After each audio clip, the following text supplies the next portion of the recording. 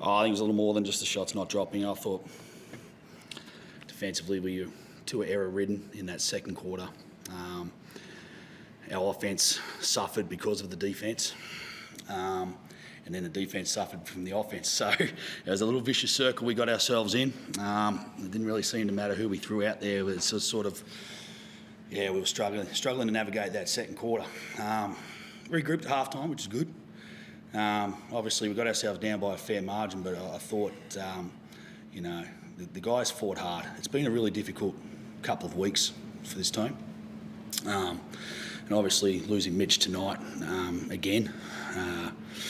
It was really good to see those guys in his absence step up and make a contest of it and give ourselves the best opportunity to win.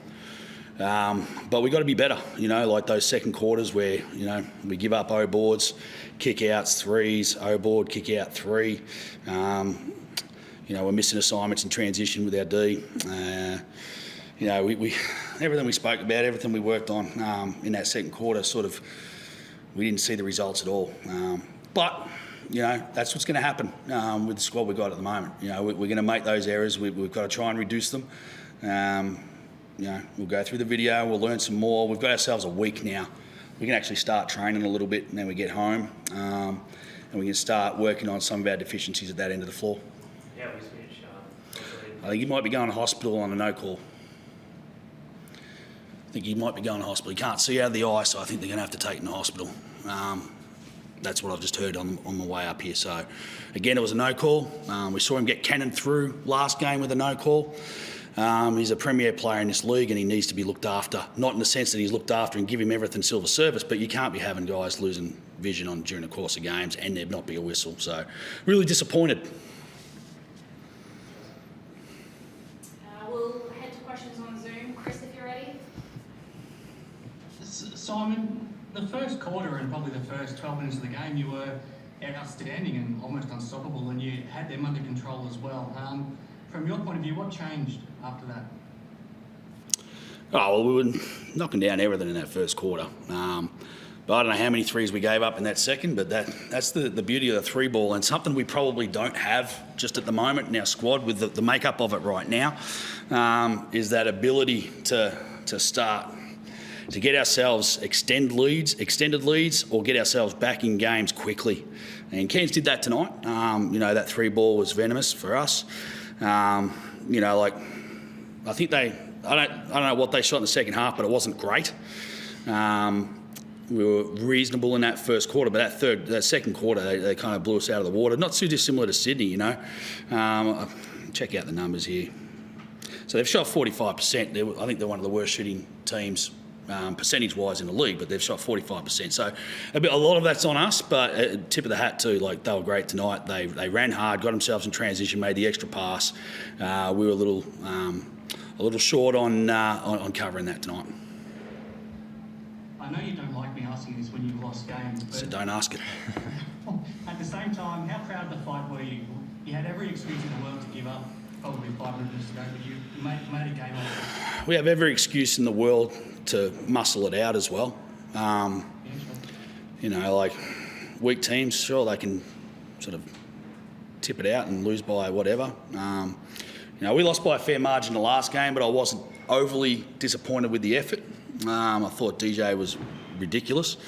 In this one, we gave ourselves a shot, and we had to do it without Creek. So it was great to see some of those guys, put in and make stops. The defensive end was where we did it.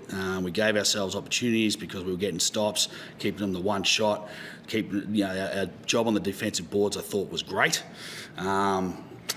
But yeah, look,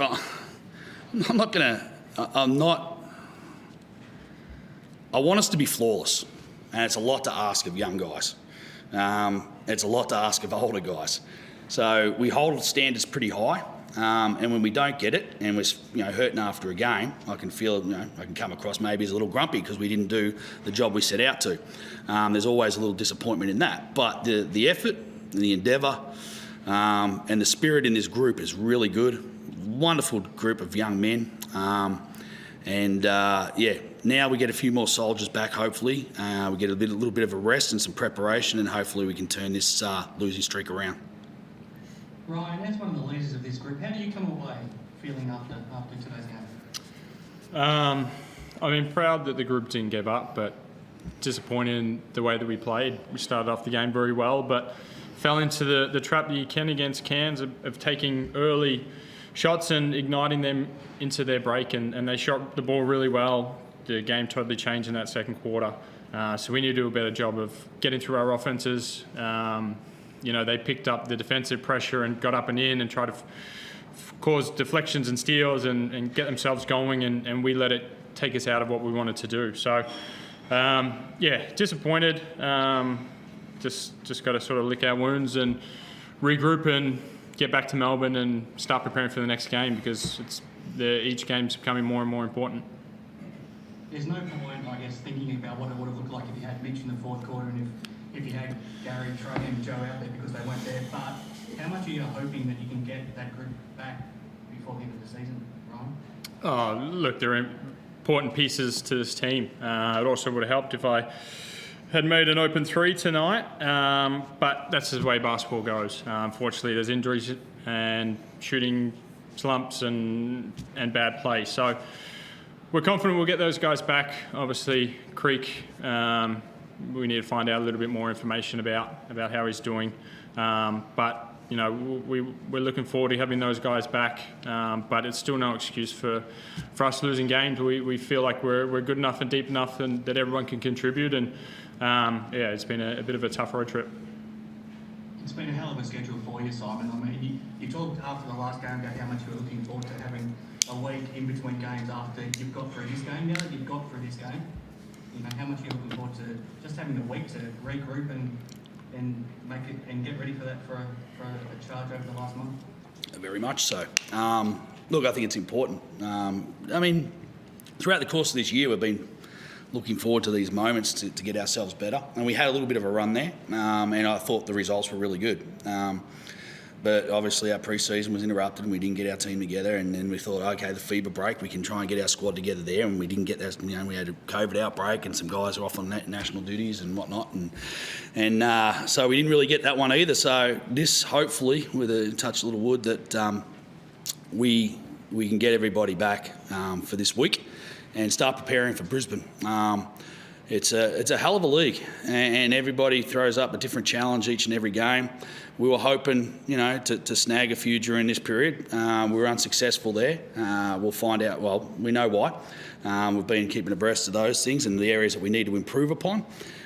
We just haven't been able to get on the practice floor and improve upon those. So this week gives us a really good opportunity to do that.